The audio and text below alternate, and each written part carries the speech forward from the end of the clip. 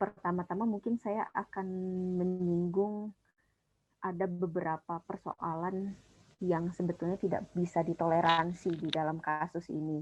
Ada 3 persoalan setidaknya. Yang pertama adalah syarat bahwa calon kepala daerah itu harus merupakan warga negara Indonesia. Saya pikir ini sudah terlihat secara jelas di dalam pasal 7 Undang-Undang Pilkada. Prasyarat ini sudah tidak bisa ditawar-tawar lagi begitu.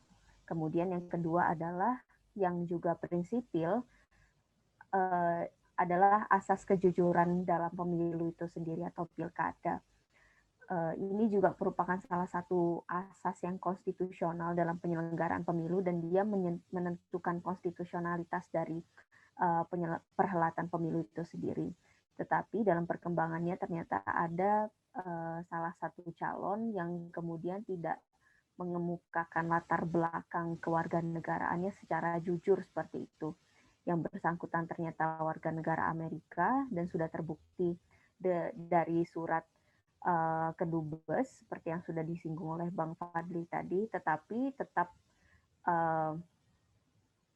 memaksakan diri begitu untuk melakukan pendaftaran pencalonan pilkada di Saburai Jua.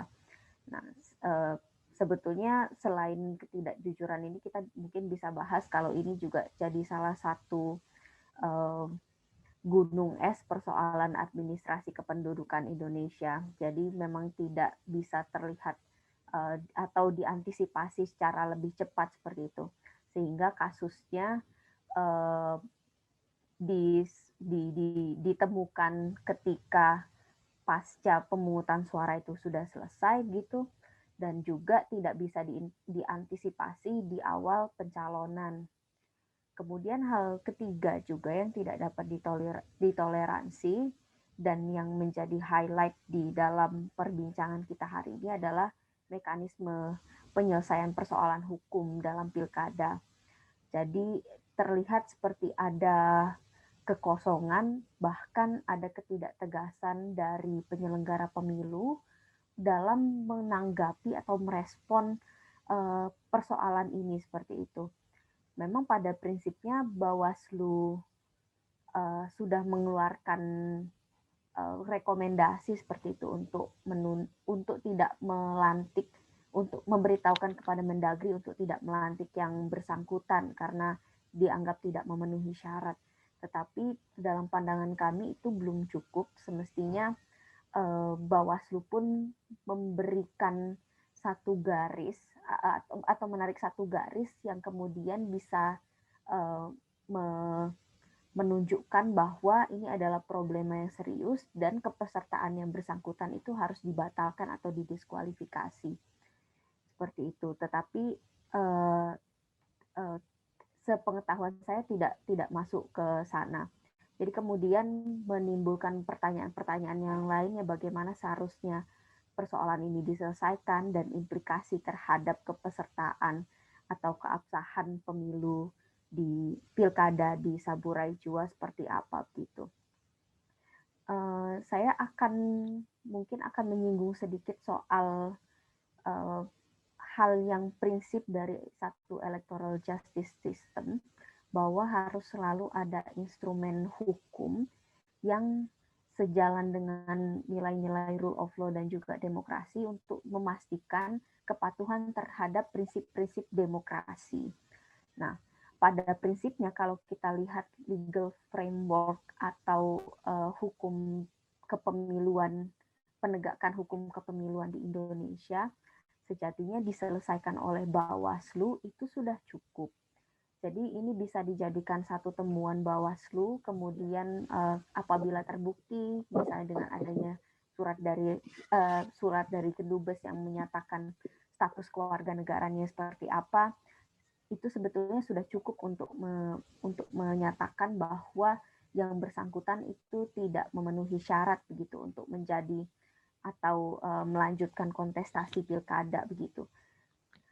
Nah, kemudian persoalannya lagi adalah tidak adanya ketegasan dari level penyelenggara dan juga penegakan hukum pemilu untuk ini.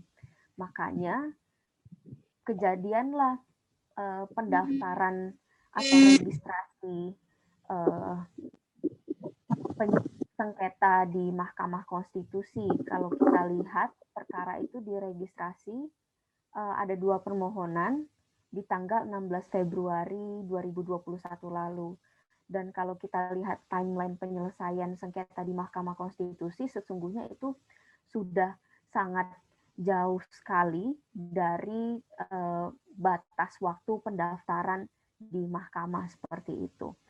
Bahkan beberapa minggu yang lalu, kalau tidak salah 1-2 minggu yang lalu, Mahkamah Konstitusi pun sudah mengeluarkan putusan terkait beberapa kasus di pilkada. Maaf, tadi saya mau bersin. Kemudian ketika kasus ini masuk ke Mahkamah Konstitusi, saya pikir ini yang kemudian jadi dalam tanda kutip salah satu alasan juga para penyelenggara pemilu dan juga Mendagri begitu untuk mengulur-ngulur waktu dan seolah-olah mencarikan bagaimana penyelesaian yang cocok atau penyelesaian yang fair begitu untuk kasus ini. Jadi ketika dia sudah masuk ke Mahkamah Konstitusi, maka para pihak-pihak ini kemudian dalam tanda kutip bergantung begitu dan mau menunggu bagaimana sikap Mahkamah Konstitusi terhadap kasus ini seperti itu. Nah, pada prinsipnya karena sudah masuk ke MK juga, maka mau tidak mau memang harus diperiksa oleh Mahkamah Konstitusi karena tidak ada mekanisme yang memperbolehkan MK untuk menolak perkara serta-merta begitu. Kendati pun ada sejumlah persoalan formil dalam submit atau registrasi perkara begitu. Misalnya saja seperti tenggat waktu tadi kita sudah sepakati bahwa sudah lewat jauh. Kemudian yang kedua adalah soal legal standing. Jadi salah satu pemohon di dalam perkara ini adalah Aliansi Masyarakat Peduli Demokrasi Saburai Jua yang ketika membaca permohonan saya menyimpulkan bahwa yang bersangkutan adalah aliansi atau sekelompok masyarakat dan tidak bisa dikategorikan juga sebagai pemantau pemilu seperti itu. Nah, kendati demikian, bagaimanapun juga ketika mahkamah memutus perkara ini, mahkamah tetap mesti memberikan sikap untuk dalam tanda kutip menerangkan penyelenggaraan menerangkan kepada para penyelenggara pemilu yang terkait dengan kasus ini seperti itu. Karena lagi-lagi kita tidak bisa saling menunggu. Jadi sekarang yang mesti dikedepankan adalah bagaimana caranya memberikan kepastian hukum itu terlebih dahulu untuk kemudian bisa memberikan putusan atau sikap yang adil bagi seluruh pasangan calon yang berkontestasi dan juga kepada konstituen yang sudah menitipkan mandatnya dan kepercayaannya kepada calon yang bersangkutan seperti itu. Tetapi kemudian ketika mahkamah memeriksa kasus ini perlu juga diberikan garis bawah bahwa kondisi ini secara terang dia bersifat kasuistik. Jadi ini untuk menghindari adanya upaya melangkahi hukum acara prosedural Mahkamah Konstitusi ke depan. Jadi tidak serta-merta ini berlaku untuk seluruh kasus, tetapi sekali lagi sifatnya adalah kasuistik khusus untuk kasus dan kompleksitas yang dihadapi di kasus Saburai Jua ini. Nah, supaya juga di kemudian hari tidak serta-merta mahkamah menjadi inkonsisten dan dapat mematahkan prasyarat tenggat waktu dan juga mematahkan prasyarat legal standing seperti itu. Pada prinsipnya kedua pesan ini penting untuk kemudian menghasilkan keadilan dan juga kepastian hukum begitu bagi penyelenggaraan pemilu di Saburai Jua. Nah, kemudian isu yang kedua adalah bagaimana implikasinya terhadap keterpilihan atau pencalonan yang bersangkutan. Di sini kami memiliki pandangan yang cukup berbeda dengan Bang Fadli tadi. Kalau Bang Fadli tadi menempatkan bahwa yang didiskualifikasi atau tidak dapat dilantik adalah salah satu pasangan calon calon gubernurnya, calon bupatinya saja. Tapi di sini kami memandang bahwa syarat kepesertaan atau pencalonan itu dia mengikat kepada kedua belah pihak.